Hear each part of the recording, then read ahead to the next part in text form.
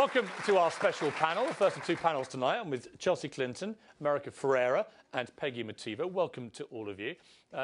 Big, very excited audience here to hear how you three are going to basically put America's worlds to rights. So, Chelsea, why don't we start with you? Put America to right. Well, America is to my right. But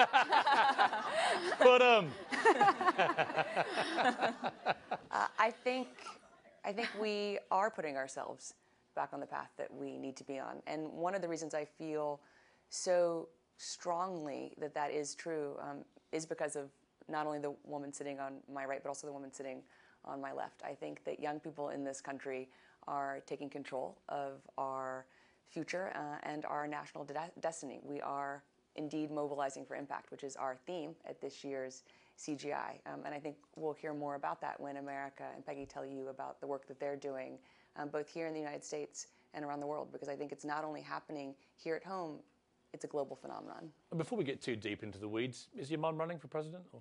You'll have to ask her that. Huh? You'll have to ask her that. Okay. She's actually out the back, so I might bring her up. So we won't take it personally if you race out the back. If I have to, I'll do what it takes for CNN. America, I can't think of anybody better named to ask about America. So you're a young American woman. As Chelsea said, a lot of young American women now taking charge, and many think that's quite right. What are the key issues facing particularly young women in America right now?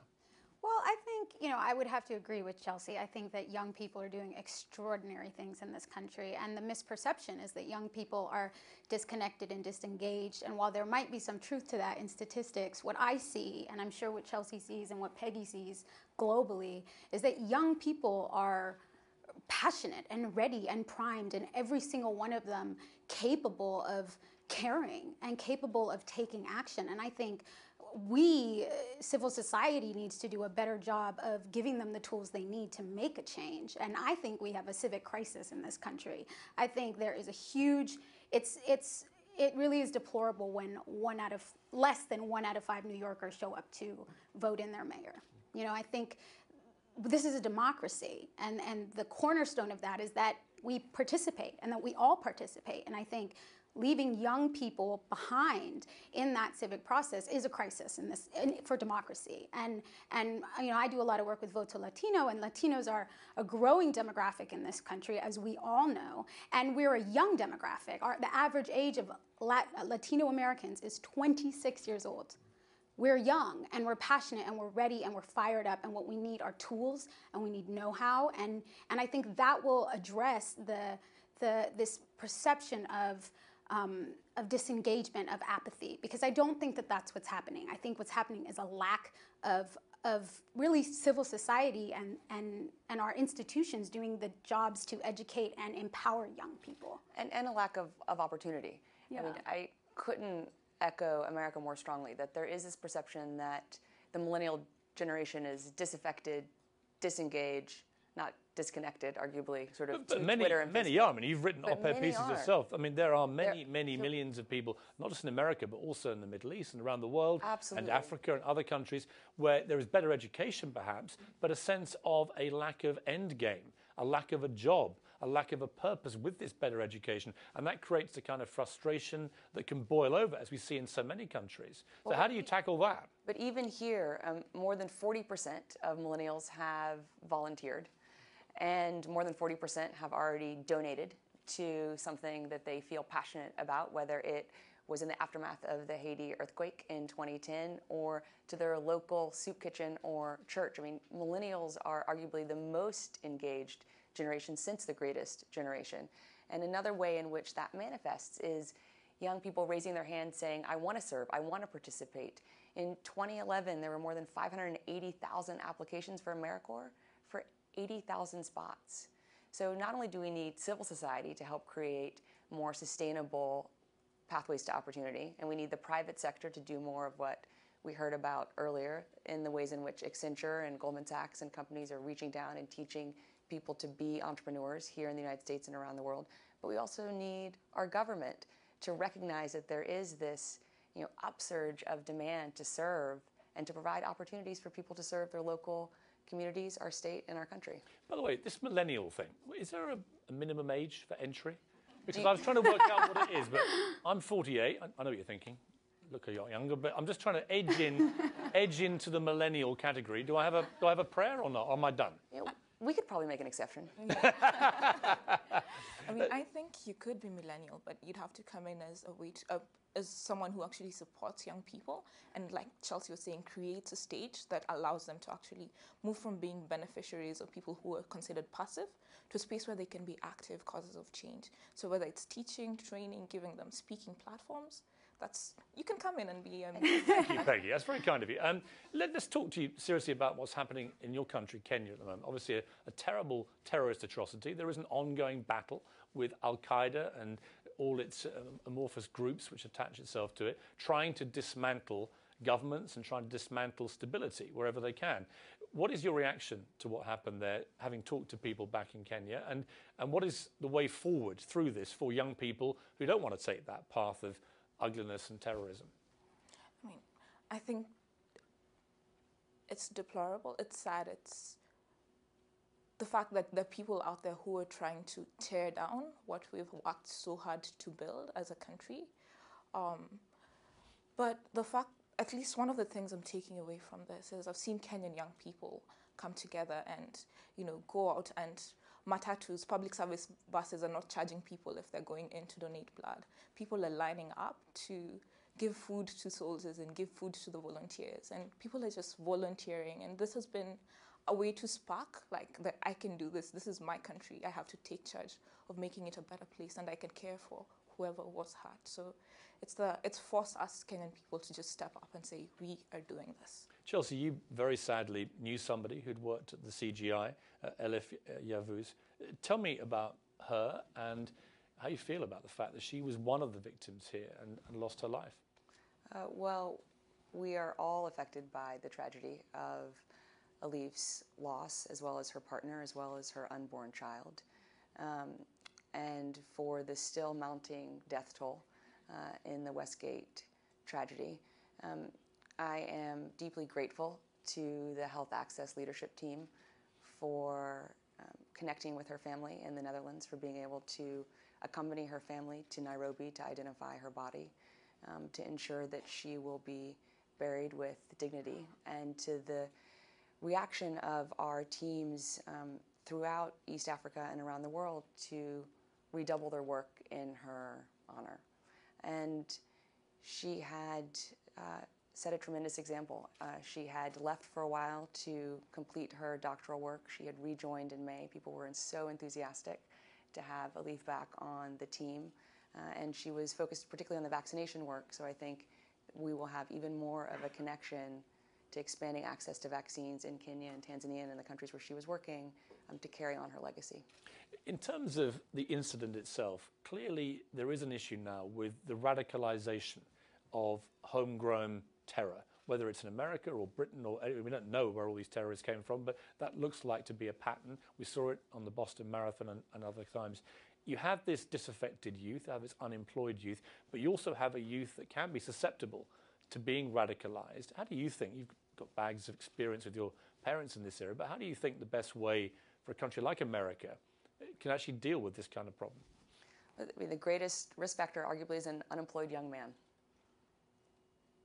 to any social system, to any society anywhere in the world. And so ensuring that young people feel like we are collectively investing more in their future than in kind of either harboring past grievances or in kind of protecting the status quo is, I think, the best antidote to that. And in some ways, I think Kenya was attacked because they have been transcending historic tribal barriers and strife. They have come a tremendous way since the 2007-2008 election violence and have been repudiating kind of the historical forces that were trying to keep Kenya back. And so I think because young people stood up in this last election and said, we're not going to have a violent election, we are going to have free, transparent, and open elections, we are going to move our country forward, sadly we've seen the backlash. And I have no doubt that young women like Peggy and young men will keep fighting for the future. By the way, hearing you speak, Chelsea, and I think I can ask you this question, not your mother, because it actually involves you. Have you ever thought of running for high office? Well, Piers, people have been asking me that question for as long as I can remember. Literally, one of my earliest memories. What's the truthful answer? Well, the truthful answer is thankfully the truthful answer, I guess, in that I'm deeply grateful for my life now. I love my life. I love being able to do this work. I love that, particularly through the Clinton Global Initiative University, we're able to connect with students like Peggy and help connect her to more resources that can help advance her work and help connect her to young students who want to emulate her work. And I'm grateful that I live in a city and a state and a country This is where... a brilliant politician's answer. I mean, it's true. This is what I mean. This is why you'd be so perfect. It's true. You managed to talk for an entire minute without referring remotely to either yes or no. Well, the answer is I don't know. And that is the honest answer, because right now I am grateful for my life. I'm invigorated by my life. Have you been inspired or deterred by what's happened to your incredibly successful parents? I'm deeply inspired by my parents. And I'm deeply inspired by the fact that they have always denominated success in their lives by the impact that they've had in the public sector, in the nonprofit sector, and that their lives have always been more about their work than, as you asked, what has happened to them. So I find that incredibly inspiring. So I don't know. Right now, no. In the future, I don't know. A brilliant answer. That leaves every opportunity available. Let's go. This is a great moment for me. So I'm now going to throw to a question from the audience, but it's not just any member of the audience. This is Goldie Hawn, ladies and gentlemen, one of my favourite actresses of all time, and who I had the great pleasure of escorting to the White House Correspondents' Dinner last year. She is as delightful as you would imagine. So, Goldie, the floor is yours. Thank you so much. Shall I stand? Oh, please do. I'm not sure. I didn't get my direction. No, you don't. You can do whatever you like. You're Goldie Hawn. Piers, you're her warm-up. Okay. Yeah. Okay, so one of the questions that I have is in respect to all that you're doing of pulling together and mobilizing youth and creating areas where they can get jobs and become a part of our community and part of society at large, which is very important. We all know the stressors that our children deal with today. We live with it. Every 2 weeks, something horrible happens. My question is, are you creating any programs at all inside of the efforts that you're putting forth to stabilize the stressors and to give an educational program to create tools for these children and young people to be able to sustain and create resilience through all the gifts and the help that you're giving? Because, you know, our emotional life guides us. So how do we and are you attending to that? A predictably brilliant question from one of my heroines, America. It's a very good question, isn't it? Because I've got four kids actually, but 3 teenage boys. One actually just turned 20, and they seemed immersed in all things technological. You know, they're incredibly quick around the internet and this, that, and the other. Very, very fast, very quick minds, very low boredom thresholds, and emotionally, I'm sure that all has an effect as well. How do you harness this kind of very quick brain that so many young kids have these days in a force for good, whilst protecting the emotional side, which, you know, when I was young, I was just playing conkers outside in the playground. Yeah. There wasn't such a thing as a computer or a mobile phone, you know? Yeah, well, it is a fantastic question. You know conkers, Chelsea, right? I have no idea what conkers are. They're like old chestnuts, and if you really harden them in an oven with vinegar. I was brilliant at right. Conkers are multi-generational. I was great. If you put them in an oven with vinegar, you could kill any other conker. I was fantastic at it. Anyway, we digress. Leave conkers to one side. You know the point I'm making. I do, and you know, none of us are born with coping skills. We learn coping skills, and yes, there is so much that we are all dealing with these days, and because of technological advancements, it's so much more than it's ever been. There are days when, you know, it's too much for me to deal with. So we can't imagine what it feels like for young people to be growing up in this world where, yes, every couple of weeks there's an atrocity on the news. And I've been fortunate enough to be a part of this amazing organization since I was a freshman in college. As a volunteer in the organization, it was called Peace First, and it goes into schools in the most sort of vulnerable areas for violence. And it teaches these skills that you're not just born with. Cooperation, problem solving, conflict resolution in non-violent ways. And I can speak from my heart because I was in those classrooms with those first graders, third graders, fourth graders, and fifth graders, and saw the enormous impact that you can make in a young person's life by showing up in an old-fashioned way, one-on-one, and giving them the skills to cope with the violence they see in their neighborhoods, sometimes in their homes, and in the world. And we can't just expect young people to find these skills on their own. We have to go in and we have to deliver them. And so that's one thing Peace First is doing. And then on the other side, Peace First announced an initiative last year here at CGI, the Peace First Prize. And it is fashioned as a Nobel Peace Prize for young people. And we are announcing the first winners next week. And these children, I mean, they're not children, they're young adults, and they're extraordinary. Their stories are amazing. I was on the phone interviewing one of the finalists who grew up in Baltimore, a young African-American man, sick of seeing the hostility between young men of color and the policemen. And instead of, adding to that hostility, he found a way and worked the system so that he could go into the police departments and give workshops between young people and police officers to start dealing with that tension, so that his goal was to make to reduce the number of hostile interactions between police and young people of color. And that's an 18-year-old. Coming up with that idea, that's the person we should be celebrating in the media and creating role models for the tens of thousands of other young people in this country and around the world doing amazing things. And does that answer the question? Well, not. It actually answers my other question, which is who Chelsea should have as a running mate. So, excellent. Now, let's go to another audience question. Another favourite of mine, Princess Amira Al Tawil. Princess Amira, lovely to see you again. She does so much for women's rights in Saudi Arabia. Not the easiest place to do that, so I commend you on that. What is your question? My question is for future president. Yes. I hear that you have... And her running mate. Yes.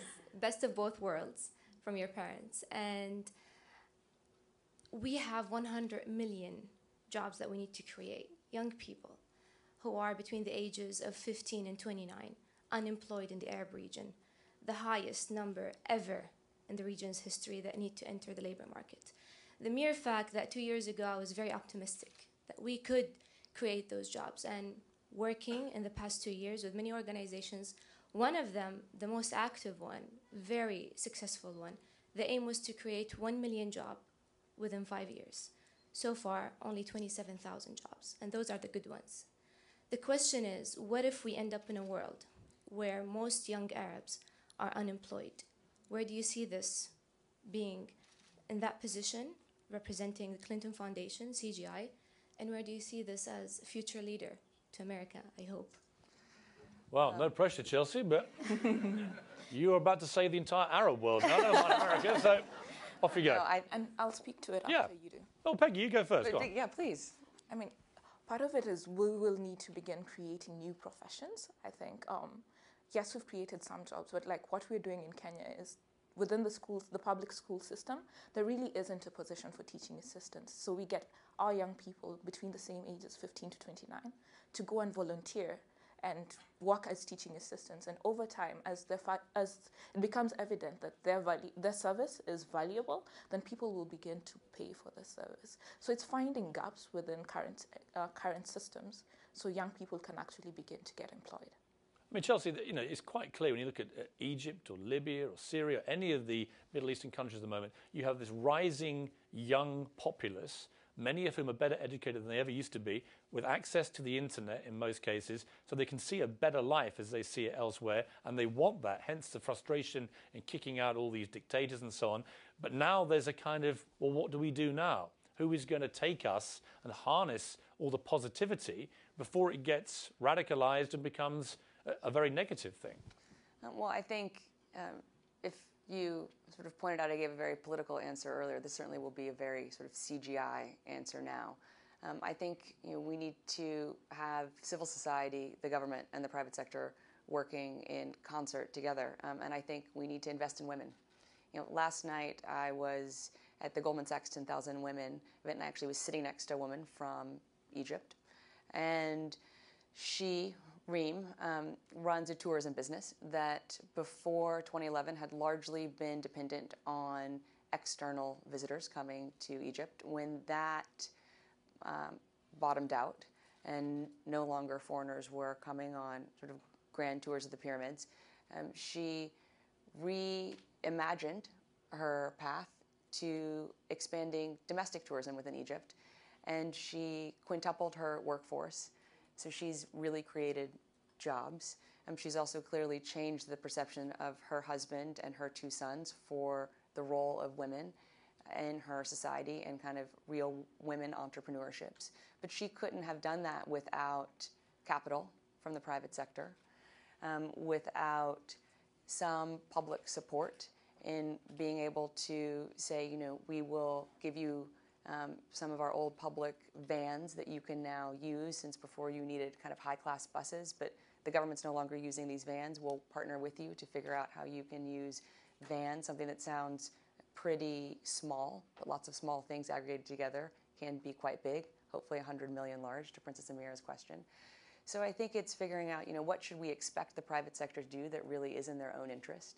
What should we expect the public sector to do, particularly at the local levels, sort of the sub-national levels? And then where do we need civil society to fill the gaps, to help people reimagine their businesses, reimagine their lives, help set some of the norms and expectations for little girls and little boys, so that hopefully we don't have tens of millions of unemployed Arab young people in the years ahead. That's not good for the Arab world. That's not good for us. We've sadly reached the end of this particular panel. Chelsea, you'll be back later with the second panel. But I've got your father waiting outside, chomping at the bit to get in here and get at me.